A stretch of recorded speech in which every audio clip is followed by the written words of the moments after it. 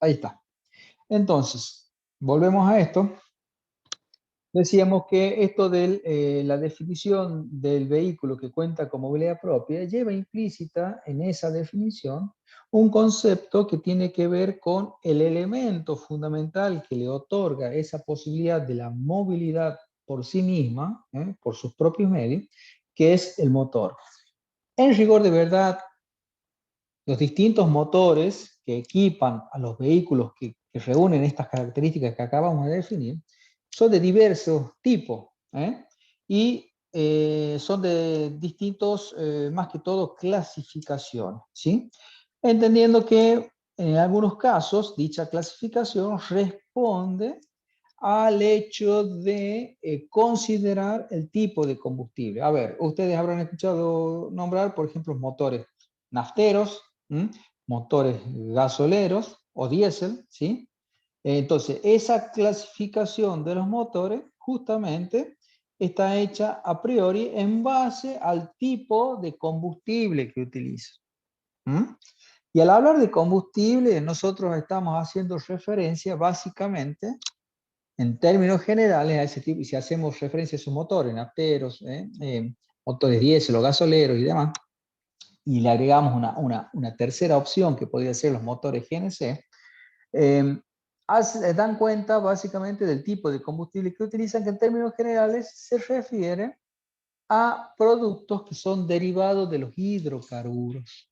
¿Mm? Quiere decir entonces que al hablar de motores, ¿sí?, aparecen dentro de esa clasificación que mencionábamos los motores que son nafteros, motores que son diésel o gasoleros, y podemos agregar otro tipo de motores que son los motores de GNC. ¿Mm? Dentro de ese amplio abanico que nos ofrecen las motorizaciones de distintos tipos de vehículos, Disculpe, por profe, una cuestión... Sí, ¿los eléctricos no entrarían? sí, exactamente, los agregamos por acá. Bien, dentro de los eléctricos tenemos, a su vez, los que son híbridos,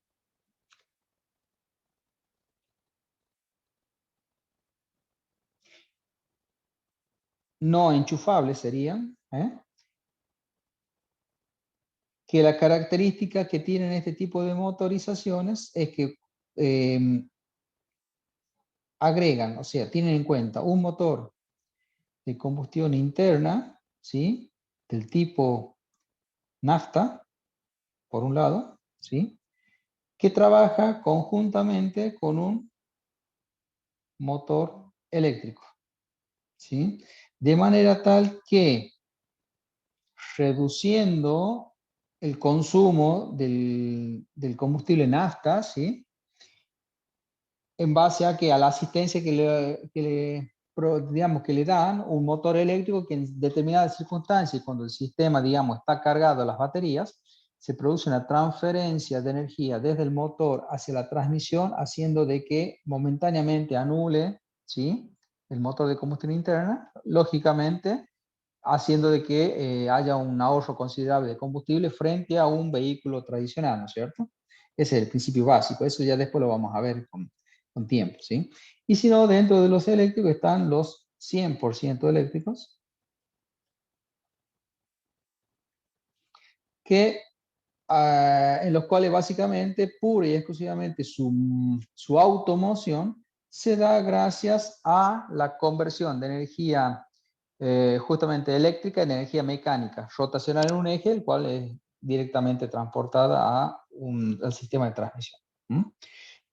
De nuevo, dentro de esta amplia gama que acabamos de ver, nosotros, por una cuestión de tiempo, nos vamos a concentrar solamente en este tipo de motores y los que están alimentados por combustible nafta, ¿sí? Y ahí vamos a hacer el estudio de lo que es el ciclo teórico, ciclo práctico, vamos a estudiar cada uno de los componentes, etcétera, etcétera, etcétera, ¿sí? Y dentro de los nafteros, siguiendo con esta clasificación, están los motores de 2 tiempos y los motores de 4 tiempos. Un motor de 2 tiempos, hoy por hoy, en forma casi exclusiva, está destinado al equipar el caso de los, ponemos bien acá clarito, ciclomotores. ¿Sí? Es los motores de baja cilindrada en términos generales, ¿sí? Mientras que los motores de 4 tiempos para las motos de mayor cilindrada y en el caso de los vehículos automotores.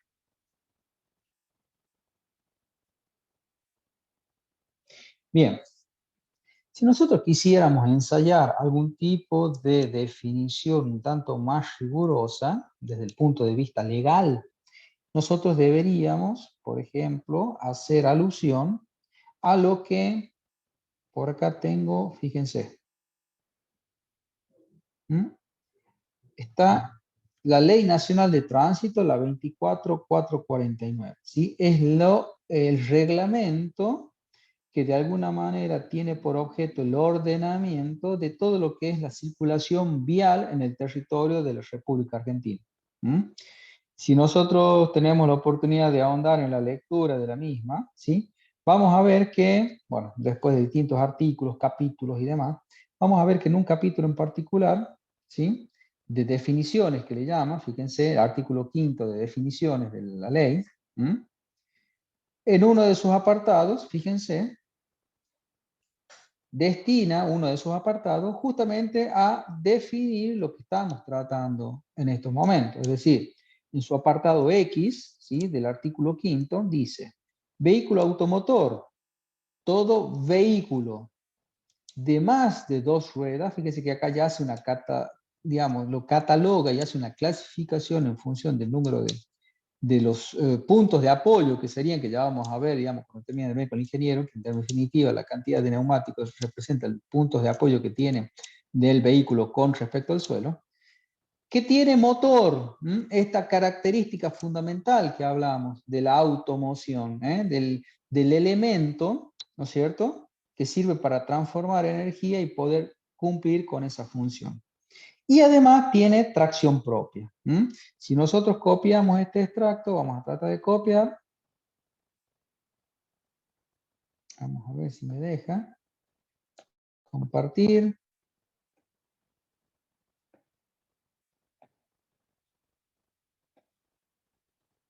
A ver si lo pego.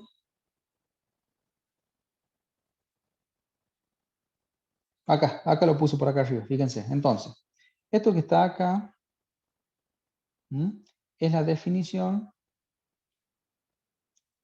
Lo anotamos por acá para que les quede. Ley 24449. Ley Nacional de Tránsito.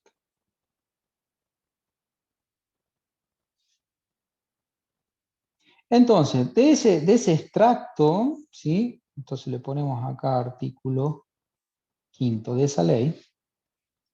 Nos vamos a referir en términos generales a este término de acá, al motor. ¿Y qué podemos decir? A ver, nos vamos a olvidar, nos vamos a correr un poco del tema que estamos tratando, que es el automóvil. Y ya como ustedes, en el caso como estudiantes de ingeniería de segundo año y como futuros profesionales ingenieros electromecánicos, vamos a tratar de esbozar alguna definición general para el término motor. En términos generales, ¿qué podemos decir como motor? A ver, ¿alguien se anima a ensayar alguna definición? Olvídense del caso específico que estamos tratando, ¿no es cierto? Que es el caso del automóvil. Y pensemos, no sé, en el caso de un motor de un lavarropas, por ejemplo, ¿cómo puedo definir en términos generales qué es un motor? ¿Qué será un motor? Un conjunto de piezas tanto móviles como fijos, que Ajá, tiene una relación entre sí. perfecto, me encantó, bien. Vamos Transforman anotando. energía. Eso, ahí va queriendo, muy bien. A De ver, un sistema que... Tiene que... vamos a ir anotando. Me gustó, me gustó. Piezas Profe, fijas. puede ser también que tiene que cumplir un determinado ciclo para transformar esa energía o no. No necesariamente, ¿sí? Ya vamos a ver por qué. ¿Sí? Entonces, ahí el compañero mencionó piezas fijas, piezas móviles. Mencionó también, ¿qué otra cosa? Transformación de energías. Eso, bien. Transformación de energías. Excelente. Quiere decir que, así como el compañero lo acaba de expresar, nosotros podemos decir o entender como motor, hablando en términos genéricos, aquel dispositivo mecánico, ¿sí? Conformado tanto por piezas fijas como por piezas móviles, ¿sí? Que tiene por objeto fundamental el de realizar transformación de energía. A ver, de cualquier tipo de energía en energía siempre mecánica rotacional en un eje. A ver, pensemos, por ejemplo, en el caso, lo vamos a dibujar por acá, el motor del lavarropa, ¿no es cierto?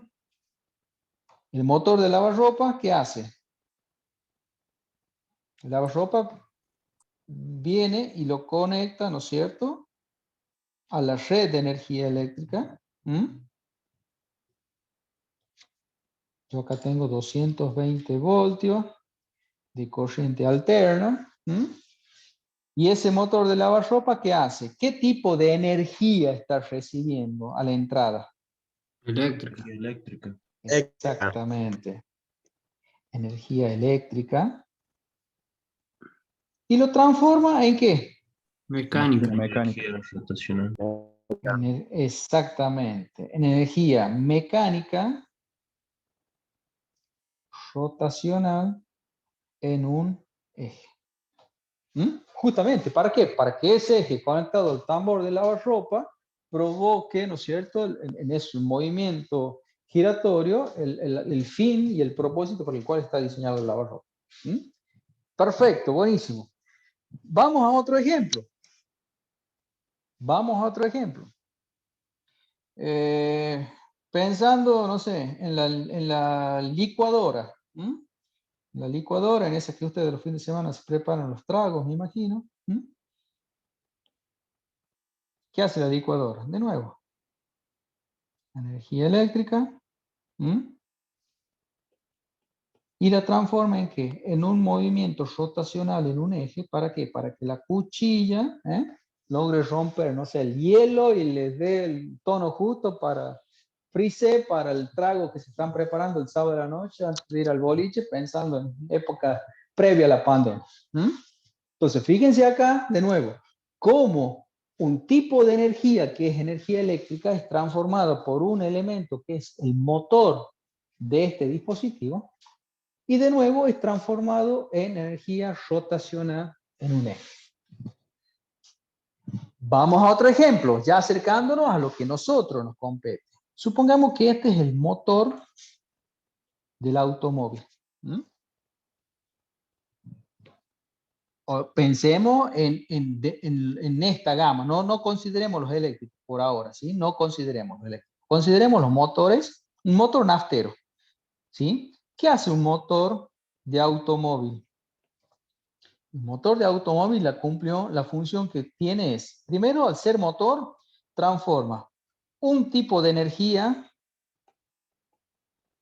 que es la entrada, en otro tipo de energía que obtengo a la salida de su motor. ¿Cuál es la entrada? ¿Energía química? ¿Qué hago yo? Exactamente. ¿Qué hago yo cada vez que voy a la estación de servicio? Además de renegar porque cada vez está más cara la nafta. ¿Qué hago? Cargo combustible. Ese combustible, ¿sí? Ese combustible contiene, ¿qué cosa? Cierta energía química en su interior. Es decir, al ser un derivado del hidrocarburo, lleva implícito en su seno un tipo de energía contenida en forma de energía química del combustible. Ingresa al motor. Ese motor realiza la transformación de esa energía química contenida en el combustible, que acabamos de decir, y produce o provoca a la salida del mismo. ¿Qué obtendré a la salida? Energía mecánica rotacional. Mecánica rotacional en un eje. Fíjese que la característica común, en definitiva, de todo motor es que siempre a la salida, siempre a la salida voy a tener el mismo tipo de energía. Independientemente de lo que yo tenga a la entrada, que puede ser energía eléctrica, como en este caso, o puede ser energía química, como en este caso, normalmente en un motor las energías que ingresan al mismo pueden ser de distinta variedad. Pero siempre, y hablando en términos generales, vamos a definir motor a aquel que a la salida siempre voy a obtener energía mecánica rotacional en un eje. ¿Sí? ¿Se va entendiendo hasta ahí? Bien, profe. Bien. Perfecto. Continuemos entonces. Hemos definido entonces lo que es automóvil, hemos dado el marco referencial legal, que es la Ley Nacional de Tránsito, la 24449. Hemos hecho y hemos intentado hacer alguna pequeña clasificación respecto del tipo de los motores, según sean nafteros, diésel, o sea, según el tipo de combustible. No es el único tipo de clasificación, ¿sí? Hay varios que vamos a ir viendo en el transcurso del dictado de esta unidad temática, ¿sí? Pero la más simple, la más común es justamente esta, en función del tipo de combustible que utilice, ¿sí? Y hemos dado en términos generales una definición, ¿no es cierto? Una definición, hemos intentado hacer una definición de elemento de lo que es motor, de lo que representa el motor en términos generales, ¿sí? Ahora bien, volvemos al caso, ¿no es cierto?, de los motores propiamente dicho, o sea, de los vehículos automóviles, ¿sí? Y tenemos que decir que en términos generales, y antes de entrar al estudio puro y específico del motor, nosotros tenemos que decir lo siguiente. En todo vehículo automóvil,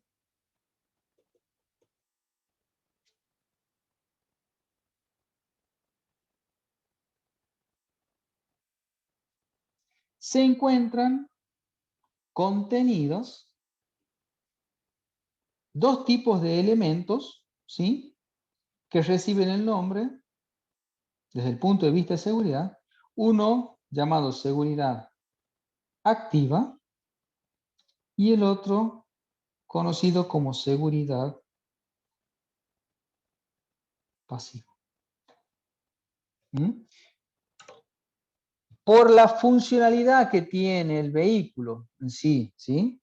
Esto de la movilidad propia, gracias a la existencia de un motor, y en el cual hasta ahora sabemos que dentro de ese motor vamos de alguna manera, ya vamos a ver cómo, ya vamos a ver de qué se trata, pero de alguna manera vamos a transformar una energía química de un combustible, ¿sí?, en una energía mecánica rotacional, y vamos a ver que en el medio hay una serie de transformaciones, si se quiere, ¿sí?, de ciclos térmicos, un poco ya para ir hablando apropiadamente, ¿no es cierto?, que van a lograr justamente esto, ¿no?, de lograr el objetivo final del movimiento rotacional en un eje. ¿Para qué? Para que después eso recibido y transportado convenientemente hacia las ruedas impulsoras o de tracción del vehículo, me determinan en definitiva la definición que di al comienzo, aquello de la movilidad por modus propio, por sus propios medios. Dentro de eso dijimos entonces que aparecen dos elementos acá en escena fundamentales, que son uno de seguridad activa y otro de seguridad pasiva. ¿Qué será esto? A ver.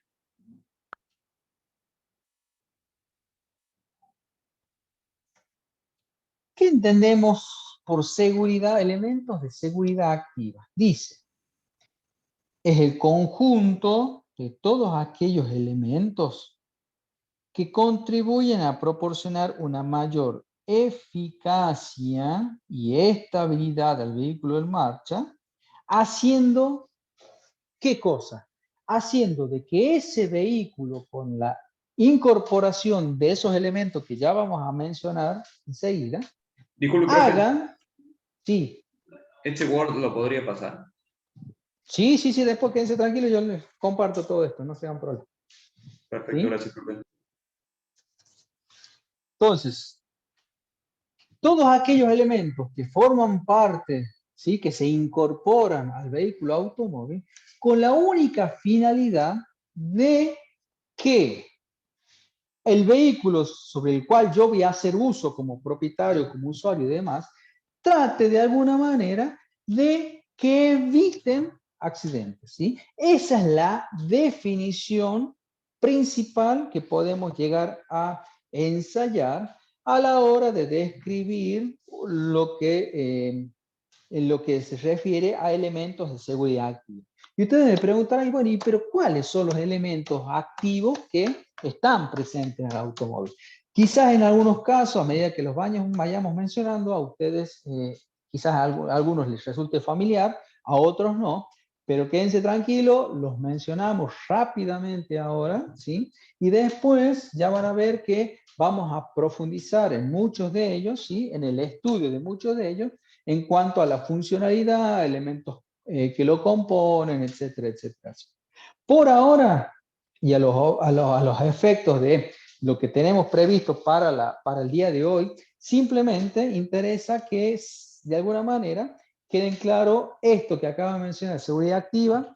Vamos a mencionar algunos de los elementos y después vamos a mencionar cuál sería la definición de los elementos pasivos, los otros elementos que habíamos mencionado anteriormente dentro de esta clasificación, con sus respectivos elementos, ¿sí?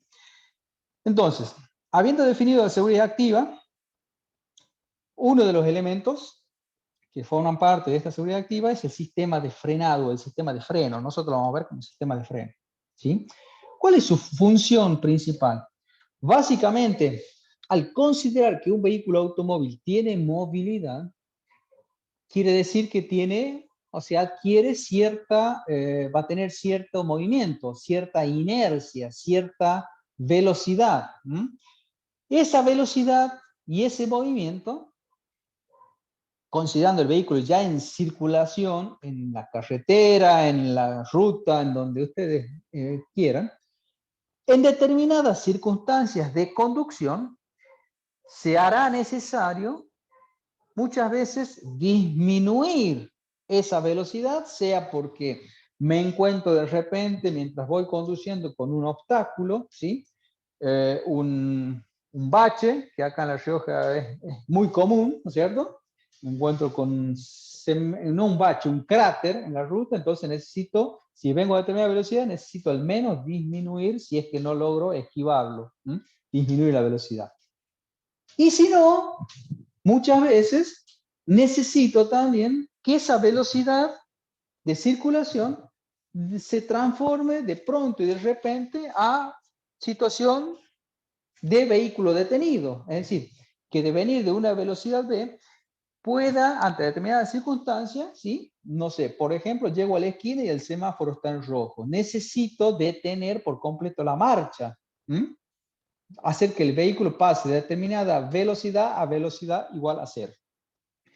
Esa función que mencionamos, tanto de disminuir la velocidad como la de detener el vehículo por completo, se la atribuye básicamente a este sistema de frenado. Ya vamos a estudiar en qué consiste, como habíamos dicho, cuáles son los elementos constitutivos y demás, y cómo es que logro esa función dentro de mi automóvil, ¿sí? Agregando además, dentro del contexto de innovación, que gracias a la implementación de la electrónica y la incorporación de la electrónica a muchos de los sistemas mecánicos que conforman el automóvil, ¿sí? hemos logrado justamente mejorar la performance y prácticamente la eficacia de muchos de ellos. En el caso del sistema de frenos, podemos mencionar justamente un caso típico, ¿sí? Un caso típico en donde la electrónica ha incursionado específicamente y ha llegado ha logrado de alguna manera que aparezca en escena lo que seguramente ustedes han escuchado hablar, que es el sistema ABS de freno.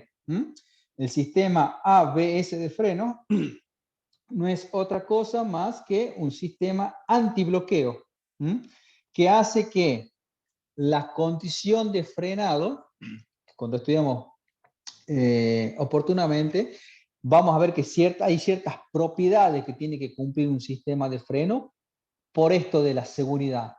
O sea, de nada me sirve que un vehículo frene, ¿sí? en la menor distancia posible. En ese aspecto hay un concepto de eficacia asociado al sistema de freno.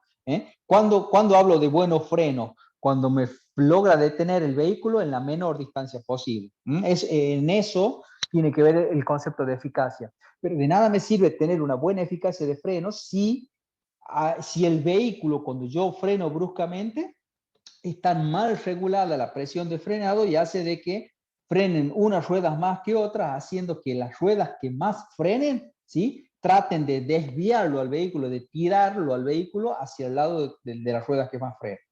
Imagínense que esa situación haría de que si yo vengo en ruta lanzado a determinada velocidad y tengo que aplicar los frenos de golpe, esa situación hace de que el vehículo bruscamente gire hacia la izquierda o hacia la derecha, y esa situación obviamente puede devenir en algún tipo de accidente con consecuencias personales.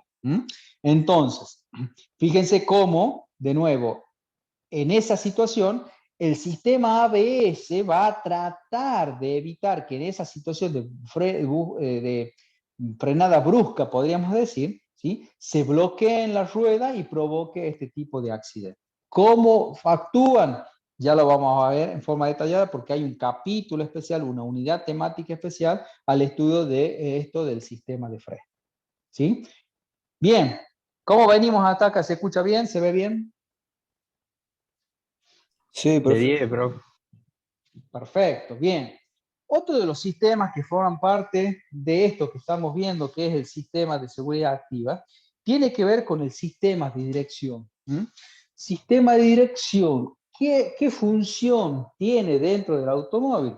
Justamente como la palabra lo dice, es la de que aquel sistema en la cual, y a voluntad del propio conductor del vehículo, pueda, ¿sí?, realizar maniobras y cambios en la dirección, ¿sí?, del vehículo. Es decir, si un vehículo viene en línea recta viajando y necesito doblar en la esquina, además de poner el guiñe, ¿sí?, lo próximo que tengo que hacer, y luego de disminuir la velocidad, ¿no es cierto?, tengo que actuar sobre un elemento que es normalmente un volante, ¿sí?, y ese volante, y a voluntad del conductor, voy a girar más o menos actuando ese sistema sobre, en términos generales y en el 99% de los casos, el sistema de dirección actúa sobre las ruedas delanteras del vehículo, ¿sí?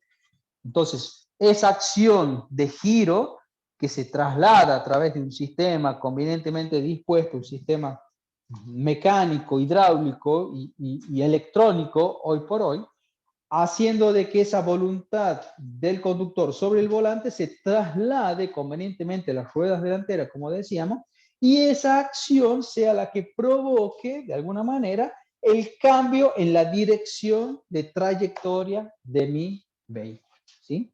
Ese es otro de los sistemas en los cuales vamos a dedicar una unidad temática completa justamente para el estudio de este elemento de seguridad que es el sistema de dirección. Otro elemento mencionado dentro de la seguridad activa es justamente el sistema de suspensión. La función que tiene en este caso es tratar de aislar desde el punto de vista del confort de marcha, aislar al conductor y los eventuales ocupantes que pueda tener ese vehículo en la circulación, aislarlo de todas aquellas irregularidades que puede llegar a presentar el terreno sobre el cual se está desplazando el vehículo. Si hablamos de las benditas calles de La Rioja, que están llenas de pozos y demás, entonces todos esos pozos, para evitar de que al circular se trasladen en forma directa a los ocupantes del vehículo, justamente se intercala entre el terreno o las ruedas de apoyo en definitiva y los ocupantes del vehículo, se intercala un sistema conformado por un elemento, ya lo vamos a estudiar en profundidad, pero es un elemento flexible y un elemento amortiguador que hacen que absorban, ¿sí? Cumplen la función de absorber esas irregularidades y hacer de que impidan, ¿cierto?, que las mismas pasen y sean percibidas por el conductor. Justamente en beneficio de ¿qué? En beneficio de la comodidad de marcha, ¿sí? Haciendo que la conducción sea confortable, ¿sí? Otro de los elementos que también contribuyen en esto de la seguridad justamente tiene que ver con los neumáticos y su adherencia al suelo, ¿cierto? Es decir, el hecho de que los neumáticos, cuando estudiemos el sistema de transmisión, lo vamos a ver por allá por septiembre, octubre, vamos a ver que justamente no solamente vamos a estudiar lo que es la nomenclatura, la designación, cómo ustedes van a tener que ir y al momento de recambiar el vehículo, los neumáticos de su vehículo van a tener que ir a pedirlo apropiadamente, ¿no es cierto? Siguiendo una nomenclatura y una designación ya especificada para el caso de los neumáticos. Y vamos a ver también que en esos, dentro de lo que es la seguridad, vienen una indicación dentro del neumático, un indicador de desgaste, ¿sí? Que justamente tiene que ver con esto. Un indicador visual para tratar que de alguna manera el neumático al llegar a ese indicador es un indicador claro de que ha llegado a su límite de vida útil, y ante el cual para evitar cualquier tipo de accidente debería pensar ya en la sustitución de los mismos, ¿sí?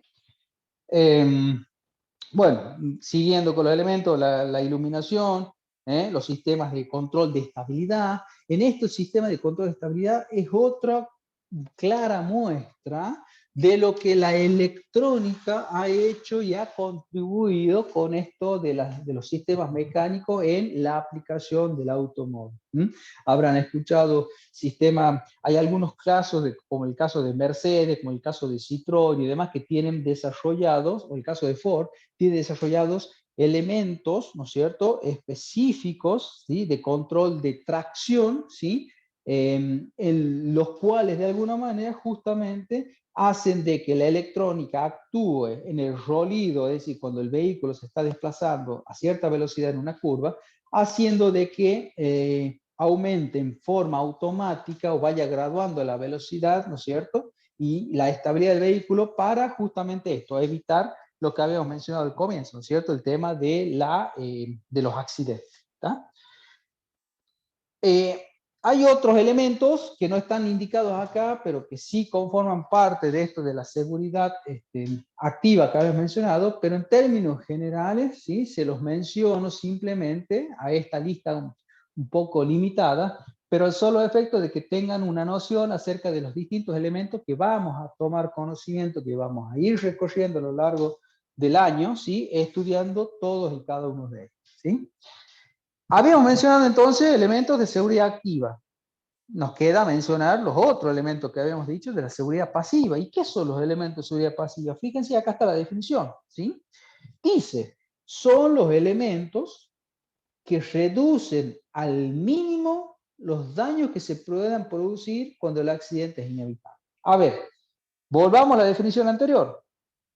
Seguridad activa, ¿qué eran? Eran todos aquellos elementos que estaban puestos en el motor al solo objeto de ¿qué? Ahí lo dice clarito, evitar un accidente. Esa es la razón de ser.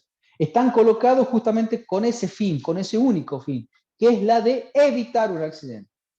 En cambio, los elementos pasivos, de ahí viene el nombre, pasivos o secundarios, en algunas bibliografías capaz que lo encuentre con el nombre de elementos de seguridad secundarios, justamente son aquellos que están presentes en el vehículo automotor, pero que ya cuando la circunstancia de accidente es inevitable, ¿sí?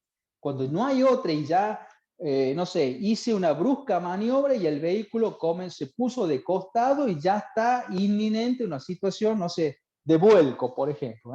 Cuando esa situación ya pasó lo evitable y ya estoy del lado del inevitable, ¿sí? Es ahí donde tienen su actuación estos elementos, ¿sí? ¿Y cuáles son esos elementos? El principal elemento, ¿sí? El caballito de batalla que tienen esto de los elementos de seguridad pasivos, justamente son los cinturones de seguridad. ¿Por qué? Volviendo al caso que mencionaba recién, si yo voy circulando en la ruta, ¿no es cierto? Voy viajando a Córdoba, se me cruza un animal, lo alcanzo a ver y provoco una acción de frenado brusca justamente para evitar la colisión, y justo en esa tengo la mala suerte de que las ruedas, ¿no es cierto?, la presión de frenado no está correctamente calibrada y hace de que el vehículo frene más unas ruedas que otras, haciendo de que el vehículo salga disparado, de esa situación de frenado brusco, salga disparado hacia un costado. Al salir hacia el costado me voy hacia la banquina y ahí, bueno, el terreno ya deja de ser regular y, bueno, y corro gran riesgo de que el vehículo comience a efectuar, ¿no es cierto?, giros, conocido como situación de vuelco, ¿no es cierto?, del vehículo. Es fundamental y no hay que ser muy, digamos, no hay que estar en segundo año de ingeniería para darse cuenta, ¿no es cierto?, que el uso de los cinturones de seguridad, ¿no es cierto?, en toda situación, pero en este caso particular que estamos planteando, justamente puede llegar a ser determinante, ¿sí?, para hablar de que un accidente pueda llegar a tener características de desastre, ¿sí?, o de consecuencias personales, ¿sí?, transformarse en aquello que decía que por definición te hablan de incidente a un accidente con consecuencias personales, ¿sí? Entonces, ese límite fino que hay entre una cuestión y otra, el hecho de que yo viaje con cinturón o sin cinturón, puede llegar a ser determinante, ¿sí? ¿Por qué? Porque justamente este elemento de seguridad pasiva, ¿sí?, me va a proteger a mí en una situación, por ejemplo, la que acabo de mencionar. En una situación de vuelco es en donde en esa situación actúan, ¿no es cierto?, por la fuerte desaceleración que va a experimentar el vehículo y mi cuerpo en particular, ¿sí?, y esa situación la detectan estos elementos y provocan de alguna manera de que me sujeten y me sostengan de alguna manera el cuerpo del conductor y de los ocupantes eventuales que pueda llegar a tener el vehículo, haciendo de que queden de alguna manera en el interior del vehículo y no sean expulsados o no sean, ¿no es cierto?, en la situación de vuelco, sean, digamos, liberados o salgan los cuerpos por inercia y provoquen, digamos, daños peores que el caso de actuar los mismos, ¿sí? Entonces, fíjense cómo en este caso los elementos, como decíamos, los elementos insignia, los elementos bandera dentro de esto que estamos viendo de seguridad pasiva, justamente tiene que ver con esto de los cinturones de seguridad. Incluso, bueno, hay campañas, ¿no es cierto?, tanto a nivel provincial, nacional, de concientización en cuanto al uso de estos elementos. Justamente, ¿por qué? Porque como dice el eslogan, salvan vidas, ¿sí? Bien. Otro de los elementos que ciertamente son un poquito más recientes que los cinturones de seguridad. Yo recuerdo en el año 90 a ver, déjeme hacer un poco de memoria, pero en el año 97, 98 aproximadamente, yo tuve la oportunidad de estar desarrollando actividad profesional en una fábrica de acá del parque industrial, en donde realizaba, Valeo era, Valeo con B corta.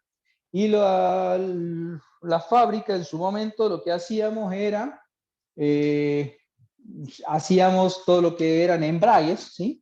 Construíamos embragues para los vehículos tanto de fábrica, los que salían como 0 kilómetros de fábrica, es decir, nosotros proveíamos lo que es Fiat, lo que es Peugeot, lo que es Volkswagen, lo que es Renault, y después también teníamos una línea de productos dirigidos a lo que es el recambio, que se llama, que es para los vehículos, digamos, usados, ¿sí? En aquella época recuerdo que aparecían en escena los primeros vehículos con airbag, y como la empresa nuestra, una multinacional francesa, nos llegaban noticias, obviamente, de todo lo que tenía que ver con el mundo automotor y todas las cuestiones. Y recuerdo que en aquel momento nos llamaba la atención, que hoy por ahí no es tan común, ¿no? Pero en aquel momento los primeros desarrollos de airbag, si por ahí lo buscan en internet, lo van a encontrar, ¿no es cierto? Pero la primera tanda de airbag tuvieron inconveniente de que tenían una falla en la cual, viajando en Estados Unidos, los primeros vehículos con airbag viajaban en autopistas y a determinada velocidad y de la nada, sin ninguna, digamos, sin ningún accidente en puerta, digamos, de la nada, se abrían los airbags y provocaban unos accidentes tremendos, porque se imaginan que viajando a 80, 90 kilómetros por hora, 100 kilómetros por hora en una autopista y que de pronto y de la nada explote el airbag, la verdad que es una situación no deseada para nadie, ¿no? Y bueno, ¿y eso qué provocó? Bueno, una innumerable cantidad de accidentes y demás, y bueno, y en aquella época, de nuevo, habían empezado a salir estos primeros elementos, digamos, como novedad, justamente, bueno, tenían ese inconveniente y bueno, y nosotros ahí desde la fábrica nos enterábamos al instante de eso, ¿no?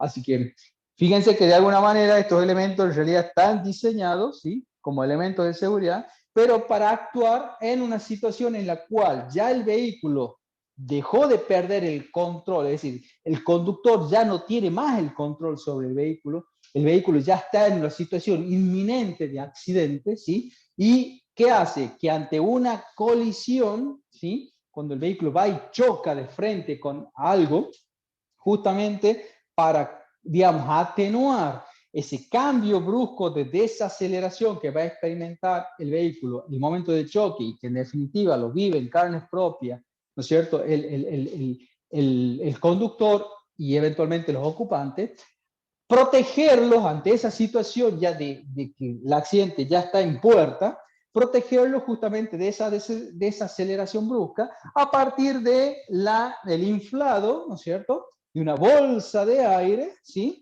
justamente, y que en cuestión de milisegundos se infla, digamos, y protege a modo de bolsa, justamente, de bolsa de aire, evitando de que el vehículo, o sea, que el cuerpo choque, ¿no es cierto?, contra un obstáculo, contra el volante, contra el torpedo, por ejemplo, ¿sí? De hecho, bueno, los vehículos de alta gama tienen no solamente airbags frontales, sino que tienen airbags laterales, ¿no?, para proteger lo que podría llegar a ser, digamos, golpes laterales, o sea, no solamente choques frontales, sino choques laterales. ¿Cómo estamos hasta acá? ¿Se entiende más o menos? Sí, profe. Sí, profe. Bien, excelente. Profe, Perfecto. algo de los airbags también que se decía mucho y que producían algunas lesiones cuando se inflaban, ¿no? Sí, porque el gas con el cual, digamos, estaba contenido inicialmente en una ampolla, ¿sí?, que luego de esa ampolla y el momento del accidente se liberaba y pasaba de la ampolla a la bolsa, digamos, en algún momento provocaba algún tipo de, al estar contenido en la ampolla, provoca algún desprendimiento de la parte interna de la ampolla, ¿sí? Entonces es como que quedaban pequeñas esquirlas, si se quiere, o pequeños elementos metálicos contenidos en ese aire, en parte gaseosa, de manera tal que cuando se reventaba la airbag, esas hacían como pequeñas, digamos, misiles o proyectiles que impactaban directamente en el cuerpo de las personas, digamos, de los ocupantes, ¿sí? Y es ahí Sí, en sí. esos primeros ensayos y demás que se fueron corrigiendo todas esas cuestiones, ¿no? Al día de hoy ya prácticamente son elementos prácticamente muy seguros, ¿cierto? Así que bueno. Bien, continuemos. Chasis y carrocería. El chasis o carrocería ya lo vamos a ver después en detalle la clase que viene, pero el chasis o carrocería para el automóvil es lo mismo que para el cuerpo humano es la estructura del sistema óseo. Es decir, nosotros como personas, como seres humanos, no tendríamos la capacidad ni la posibilidad ni de pararnos, ni de sentarnos, ni de desplazarnos, ¿sí? En forma erguida, sin que tuviéramos el sostén, ¿no es cierto?, del sistema óseo. Si no, seríamos, como dice el cuento, un sachet de leche. No tendríamos posibilidad de mantenernos erguidos por cuenta propia bajo ningún aspecto. Hecha esa, trasladando ese concepto al caso del automóvil, la carrocería o el chasis, según el caso, ya vamos a ver cuál es la diferencia en sí, es una cuestión prácticamente histórica, podemos decir. Recuerden que en cada tema que nosotros vamos a ver, vamos a hacer un recorrido histórico. Lo primero que vamos a hacer, un planteo de un tema, vamos a definir qué es ese tema, para qué sirve, en qué se usa y demás. ¿tá? Lo segundo que van a ver, y va a ser una característica común, nos gusta mucho con el ingeniero Karam hacer un recorrido histórico, es decir, cómo fue tal sistema, el que estemos viendo en su momento, en el desarrollo o en la aplicación de los primeros vehículos, ¿sí? Y cómo ha ido evolucionando en el tiempo hasta, por ejemplo, la actualidad. A ver, por ejemplo, mencionarles, cuando estudiemos motores, vamos a ver, por ejemplo, cómo fueron los primeros motores que acompañaron a los primeros vehículos, es decir, Ford A, Ford T, qué características tenían, fundamentalmente. ¿Cómo ha sido la evolución? Pasando por ejemplo, los desarrollos de los vehículos, ¿no es cierto?, de la Segunda Guerra Mundial, donde al estar Estados Unidos victorioso en esa Segunda Guerra Mundial, quería mostrarse en forma opulenta, como los ganadores del mundo, así se querían presentar en todos los aspectos. Y el hecho del sector automovilístico no ha sido una excepción. Por eso van a ver que los vehículos posguerra, del 50, 60 en adelante, justamente van a ver vehículos de gran porte. A ver, vehículos como acá en Argentina aparecieron como ¿cómo se llama? Como el Torino, como la Coupe Chevy, todo ese tipo de vehículos, ¿no es cierto?, que eran realmente monstruosos, grandes, tremendamente grandes, con motores tremendamente potentes, de gran cilindrada, justamente ¿por qué? Porque estaba en esa onda, seguíamos toda la onda estadounidense, ¿no es cierto?, de vehículos de gran porte. Luego, en la evolución del tiempo, aparecen, ¿qué cosa? Que pasamos de esos vehículos de gran porte a prácticamente a los modelos chinos o japoneses de hacer vehículos que sean cada vez más pequeños, más compactos, de menor cilindrada, y ahí aparece en escena algo que le agregamos a todo eso, desde el punto de vista de que aparece en escena la cuestión ambiental.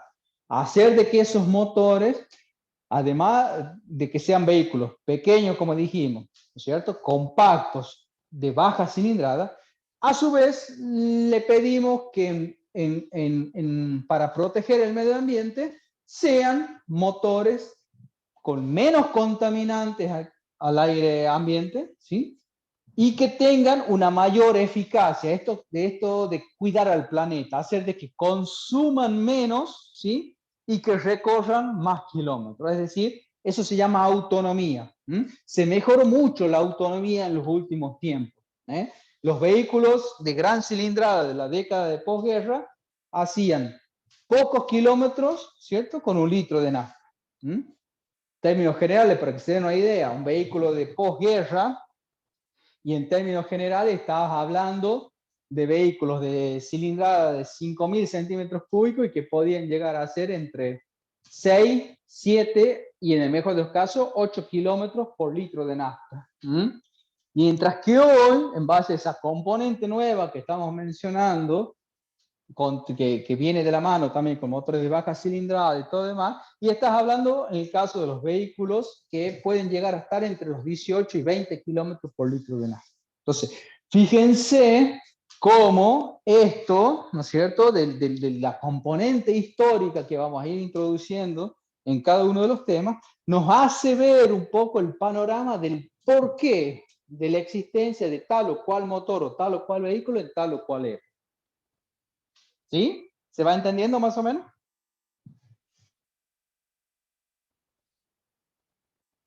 Sí, Bien. profe. Sí, profe.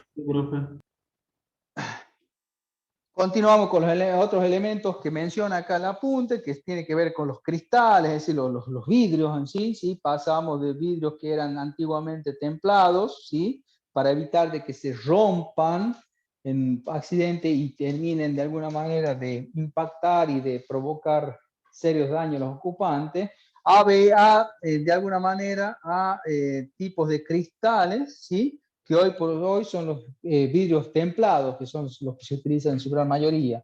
¿Y qué provoca el vidrio templado? Que en una situación de accidente, ¿sí? Prácticamente queden, digamos, adheridos, ¿no es cierto?, a una lámina y no se desgranen ni salten en pedazos que puedan llegar a provocar grandes accidentes y graves accidentes, ¿sí? Y bueno, y por último, el apunte acá menciona también los apoyacabezas, que por ahí uno no los tiene en cuenta como elementos de seguridad, pero que cumplen su buena función y para lo cual es importante atender consideraciones de reglaje. Por eso, si ustedes se fijan, normalmente los apoyacabezas tienen regulación, que muchas veces por ahí pasamos por alto, no le damos importancia y bueno, y como elemento justamente para el cual está diseñado, tiene su importancia desde el punto de vista de la regulación, ¿sí? Bien. ¿Cómo venimos hasta acá? Bien, ¿no es cierto? ¿Se va entendiendo? Sí, profe. Perfecto. Bueno, déjenme acá ver una cosita, a ver si... que tiene que ver, vamos a ver si puedo proyectar un video que tiene que ver con esto de seguridad activa y pasiva. Déjenme ver por acá si lo tengo.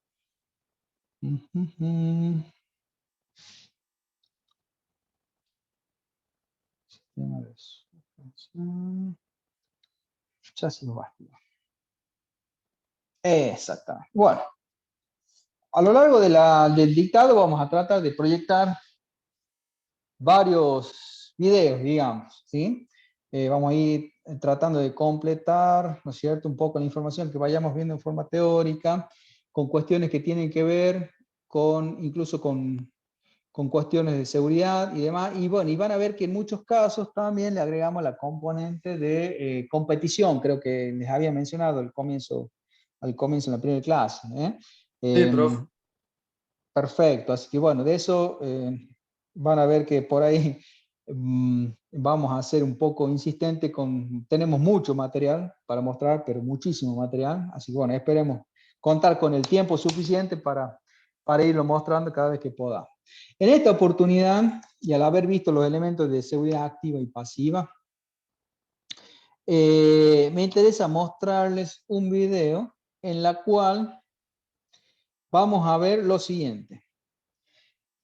Este video fue extraído de un sitio de internet en la cual se publican todo lo que son los ensayos justamente que tienen que ver con esto de seguridad activa y pasiva en los vehículos y que hace justamente una ponderación, una valoración, haciendo al final de todo un ranking que determina de alguna manera, un ranking de orden internacional que determina, ¿no es cierto?, la calificación que dice, bueno, los 10 autos más seguros del mundo son estos, track, y te tira un listado y en base a ensayos que hicieron, pruebas y todo demás.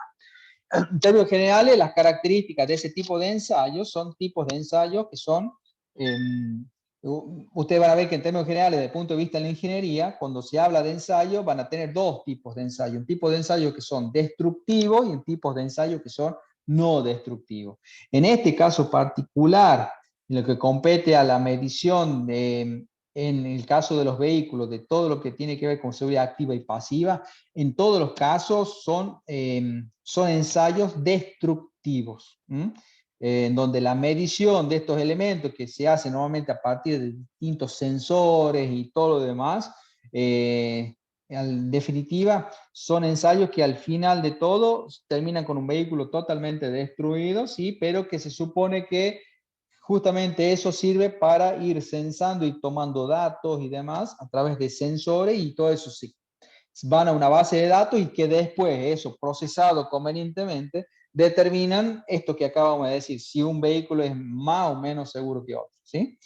En este caso particular que vamos a ver, vamos a analizar una misma marca, que sería un Chevrolet, ¿sí?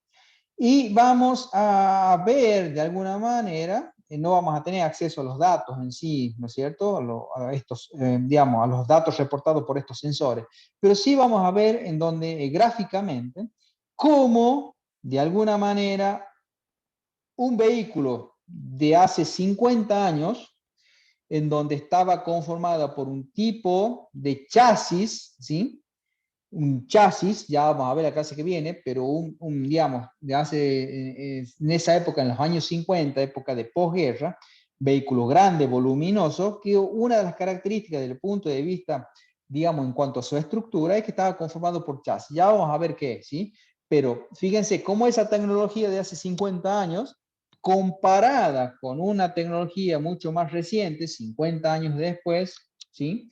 Van a ver cómo se ha trabajado de alguna manera en mejorar todos esos aspectos de seguridad activa y seguridad pasiva, justamente en tratar de lo que decíamos al comienzo, tratar de hacer de que primero prevenir el accidente, ¿sí? O en el mejor de los casos, si ya no tengo otro y el accidente es de alguna manera inevitable, hacer que los daños que pueda llegar a tener el ocupante o los ocupantes circunstanciales de ese vehículo, tratar de minimizarlos, o sea, hacer que sean lo mínimo posible. Entonces, en este video vamos a ver eso, cómo es una seguridad activa y pasiva en un vehículo de hace 50 años de una marca Ford y en la misma marca 50 años después.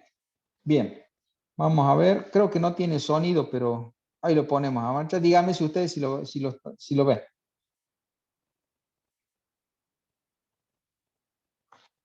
¿Se ve? Sí, profe. Se ve bien, Bien. profe.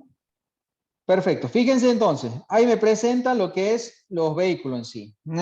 Dice, Instituto, ¿sí?, de Seguridad y de Aseguramiento de las Carreteras, ¿sí? O sea, este instituto tiene que ver con esto, con estudiar lo que son los elementos de seguridad, esto que habíamos mencionado anteriormente. ¿Y ahí qué hace? De alguna manera, compara, ¿no es cierto?, esta seguridad, cómo está en un modelo 2009 de Chevrolet, un modelo Malibu, por ejemplo, versus un modelo 1959, también de Chevrolet, pero en el caso del modelo Bel Air, un modelo típico de Chevrolet de posguerra. Y volvemos de nuevo a la secuencia, vamos a ver cómo, ¿sí?, impactan casi de manera frontal ambos vehículos, y van a ver que en secuencias posteriores, ¿sí?, cómo es el grado de deformación, ¿sí?, en un caso y en otro, y cómo es el daño percibido por el conductor en un caso y en otro. Lo voy a dejar en velocidad normal para que lo vean y después vamos a tratar de hacer, digamos, y repetirlo, no hay problema, pero para que vean la diferencia. Ahí vamos. En esta imagen no se logra ver mucho, pero ya van a ver en imágenes en cámara lenta y desde el interior de cada uno de los vehículos, esto de lo que acabo de decir, cómo es que lo sufre un conductor y otro. Fíjense. Fíjense cómo en esa imagen se deforma hasta el techo del vehículo más antiguo. Fíjense. Fíjense cómo se deforma el techo. ¿Lo ven? Vuela el parabrisas. Y es tremendo el impacto que recibe.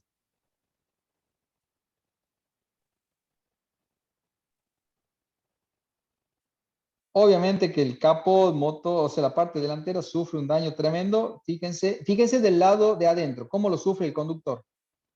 Miren cómo se levanta el volante, toca hasta el techo, ¿no?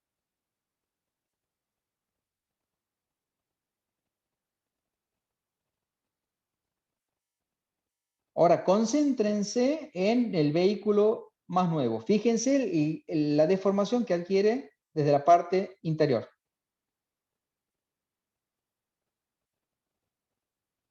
Se nota la diferencia, ¿no? Sí, profe. Sí, Casi prácticamente nula. entra adentro. ¿Qué pasa con el habitáculo del vehículo nuevo? Queda Está intacto. libre de riesgo, Exactamente. Fíjense ahí. porque el chasis se deforma hacia adentro, levanta el motor.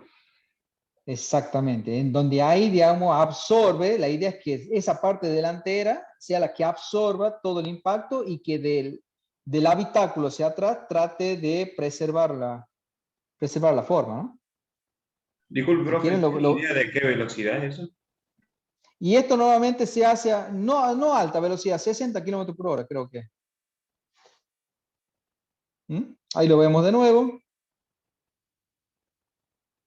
Pero es increíble realmente cómo se nota la diferencia, ¿no? Ahí vamos de nuevo. Impacto con altísima hasta la puerta. Miren que se arranca, ¿no? Del otro vehículo.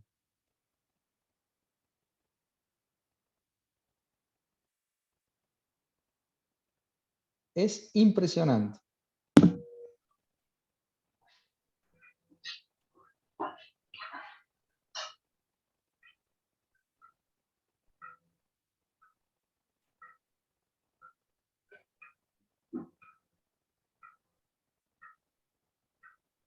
De nuevo la parte interior del vehículo más dañado.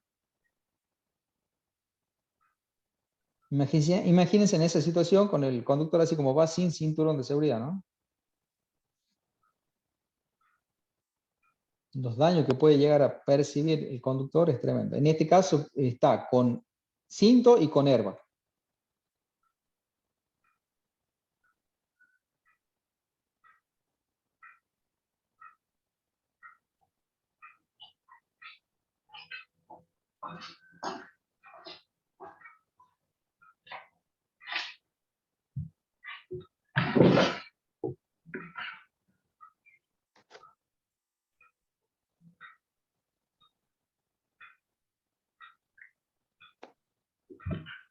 Bien. ¿Qué les pareció el video? ¿Les gustó? Interesante, ¿no? Sí, Estuvo bueno, bro. sí, profe. Interesante. Bien. Y ahora como para ya ir cerrando, así ya la clase que viene continuamos de lleno con el motor, me gustaría mostrarles acá un video que tiene que ver con, primero, la evolución en este paso del tiempo, ¿no? La evolución de lo que respecta a Fórmula 1. Siempre lo que es la Fórmula 1 es una categoría, ¿no es cierto?, de vehículos monoplaza, en la cual se considera que se van realizando año a año mejoras en lo que respecta no solamente a la parte mecánica, sino también en lo que respecta a desarrollos electrónicos, sobre todo en la última parte, ¿no es cierto?, en los últimos años. De hecho, hoy por hoy hay grandes pilotos que aseguran de que hoy por hoy prácticamente no son, no, o sea, un corredor de Fórmula 1 que gana una carrera no es por mérito propio como conductor, sino que es en beneficio o gana en, digamos, gracias a la tecnología que tiene, o sea, gracias a la electrónica y todo lo demás, ¿sí? Entonces, en este otro video vamos a ver varias cosas. Primero, cómo el trabajo en equipo, ¿sí? Cómo el trabajo en equipo, esto que nosotros pretendemos desde la cátedra, que ustedes logren el desarrollo de cada uno de los trabajos prácticos en forma grupal, ¿sí? En forma colaborativa, haciendo que luego esa forma de actuar muchas veces en su futura vida profesional les va a tocar actuar de esa manera. Entonces, irlo familiarizando con eso y ver que de alguna manera, gracias a ese esfuerzo colaborativo y demás, se pueden conseguir grandes logros, ¿sí? Eso por un lado. Por otro lado, esto de la tecnología, ver cómo la tecnología puede llegar a dar pasos casi agigantados en 50 años, por ejemplo, ¿sí? Y los beneficios que eso trae. En caso concreto de la Fórmula 1, vamos a ver un video en el cual se analiza cómo era una parada para reaprovisionamiento de combustible y cambio de cubiertas en una determinada época, en los años 50, por ejemplo, y cómo es realizada esa misma tarea recientemente en la misma categoría y demás, ¿sí? Así que, a ver, vamos a ver si lo podemos proyectar.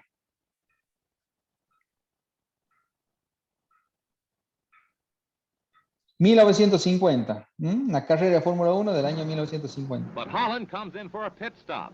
Time to refuel and change tires. Lou Moore himself Carga de changes combustible tires. y cambio de Only 4 neumáticos. crew members, including the driver, are allowed to work on the car. It's a tense time. Holland stays in his seat, anxious to get away. Let's watch. Fíjense el tiempo que se toma la gente.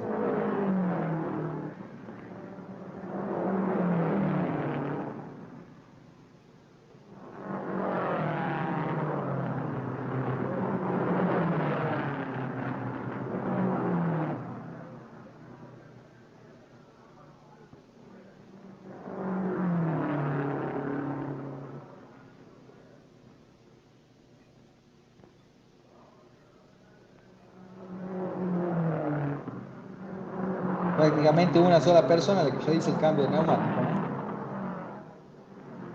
The tires are changed at last. A crewman polishes the windshield as Holland moves away just 67 seconds after he stopped. 67.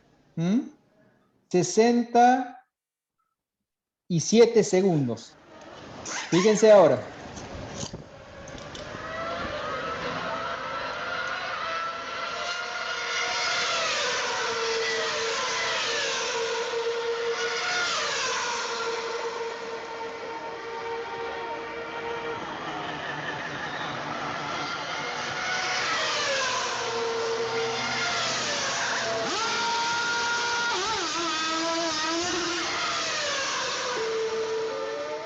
Casi un segundo.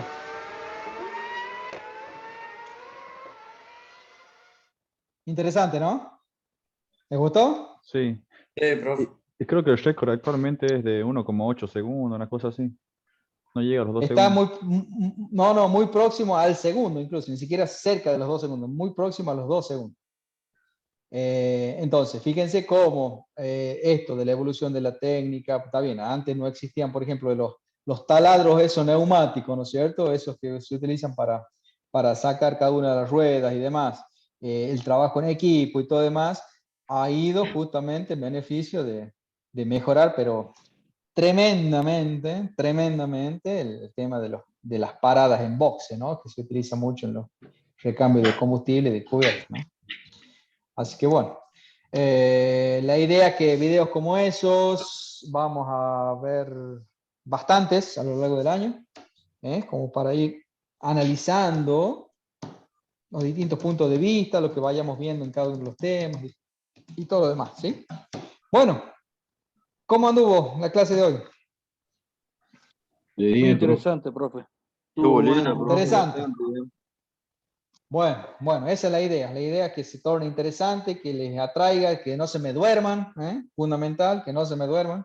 Pero bueno, la idea es que vamos avanzando y tratando de ver cada uno de los temas que nos quedan bastante por delante. La clase que viene, como habíamos dicho, vamos a comenzar a ver justamente el estudio de los motores. Vamos a analizar la parte histórica de los componentes. En algún momento vamos a desarrollar alguna parte en especial cuando estudiamos sistemas de distribución. Vamos a estudiar el sistema de distribución convencional, tradicional, el sistema que tienen cada uno de los vehículos que tienen ustedes, sus padres, el encargado de llevarnos a la universidad, llevarnos a trabajar y todo demás. Y vamos a ver también cómo es ese sistema y por qué, en base a qué características, cómo es ese mismo sistema en el caso de los vehículos de Fórmula 1. Cómo es que cambia y por qué, ¿sí? Vamos a tratar de introducir conceptos de al solo hecho de ver un motor, que ustedes tengan nociones midiendo dos características puntuales y fundamentales, como puede ser el diámetro de los cilindros y la carrera, ustedes tengan noción acerca de que si ese motor es de un motor de vieja generación o un motor ciertamente nuevo. Entonces, vamos a ir dando esos pequeños tips, esas pequeñas cuestiones, incluso vamos a ver cuando veamos cuando veamos, por ejemplo, también el tema de motores, vamos a ver y vamos a aprender cómo calibrar un cuenta vueltas, por ejemplo, de competición, esos famosos instrumentos que normalmente le agregan a los vehículos de competición, que parece un reloj con número y demás, que sirve justamente para controlar las RPM del motor. Hay nuevamente un testigo luminoso, ¿sí? Que vamos a aprender y vamos a tratar de ver cuál es la función que tiene y cómo es que nosotros lo podemos calibrar y para qué me sirve, digamos, como indicador luminoso. Vamos a entender también por qué cuando vemos una carrera de TC, por ejemplo, largan y en la primera curva vemos que todos los vehículos aparece una llama por el caño de escape. Vamos a tratar de dar el fundamento técnico acerca de eso, de qué significa básicamente, ¿sí? Entonces, todas esas cuestiones las vamos a ir desarrollando a medida que vamos avanzando en el estudio de todo y cada uno de ustedes, ¿sí? Así que no se desesperen, que ya vamos a ir viendo entonces esos temas, ¿sí? Así que bueno. Tengo una pregunta. Diga. Yo estuve investigando sobre el trabajo práctico número 1. Estaba intentando hacer el centro de gravedad con mis compañeros y no podía encontrar algunos pesos sobre el vehículo. No sé si me puede dar alguna ayuda. Sí, a ver, decime más o menos. Por ¿En ejemplo, cuántas no fuerzas sé, las dividiste? En 15 estaba, entre 10 y 15. Entre 10 y 15 era la recomendación. Por ejemplo, bien. mire, si yo quería buscar el peso del tren delantero de un Fiat y Sí, no podía encontrar sí.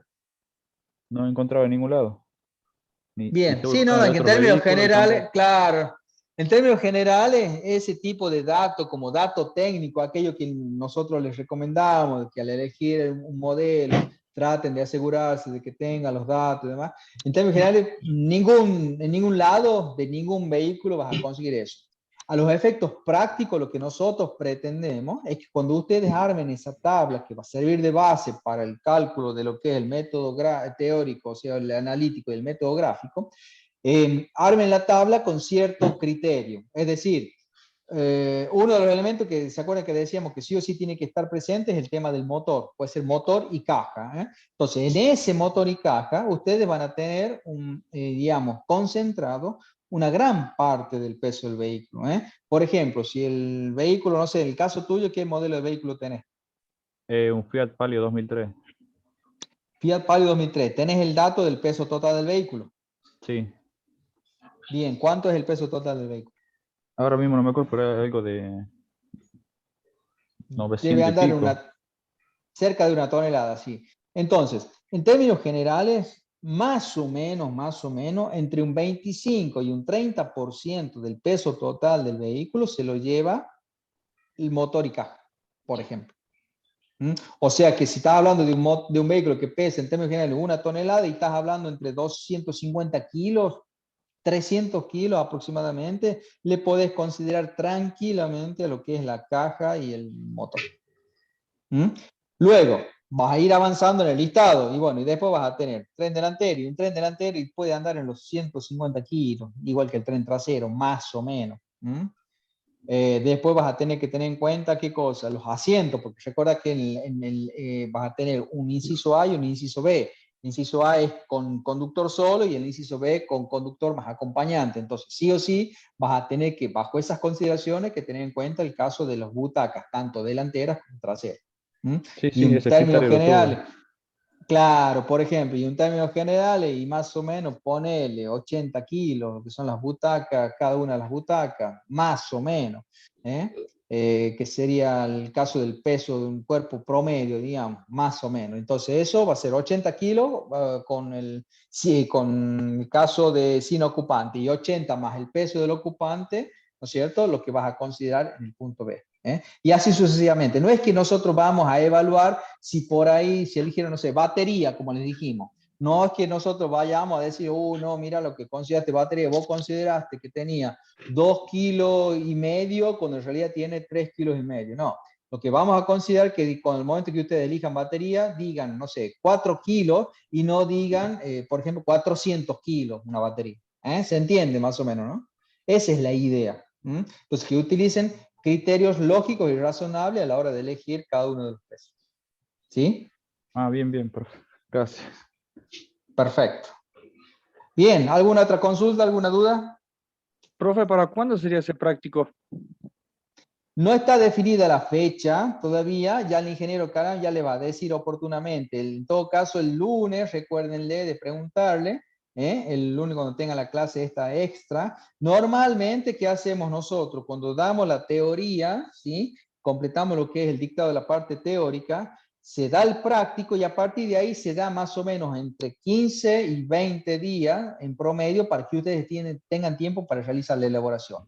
En este caso puntual de este trabajo práctico número 1, que entendemos que es prácticamente el más laborioso de todos, ¿sí? En donde ustedes tienen que desarrollar bastante y capaz que le demos un poquito más, podemos llegar a extendernos hasta un plazo de un mes más o menos, pero con la idea de que ustedes no se queden, ¿sí? No esperen al último para poder realizarlo porque tiene varias cuestiones para ir analizando en el desarrollo, es decir, que ustedes tengan la oportunidad de semana a semana ir avanzando, cosa que si tienen dudas puntuales en cada clase las puedan ir trasladando y que no se queden, ¿sí? Esa es un poco la idea. Perfecto, profe, gracias. Perfecto, Excelente, profe. bueno, buenísimo. ¿Alguna otra cosa? Si no, no tiene más, ya damos por concluida la clase de hoy, ¿sí? Bueno, profe. Estaríamos. Bueno, muchas gracias por su atención, buenas noches, a cuidarse, a no salir de la casa, a usar barbijo, así continuamos tranquilos en el curso de la materia hasta fin de año. Bueno, profe, Muchas gracias. Profe, nos vemos. Hasta luego, profe. Gracias. Que anden bien, hasta luego.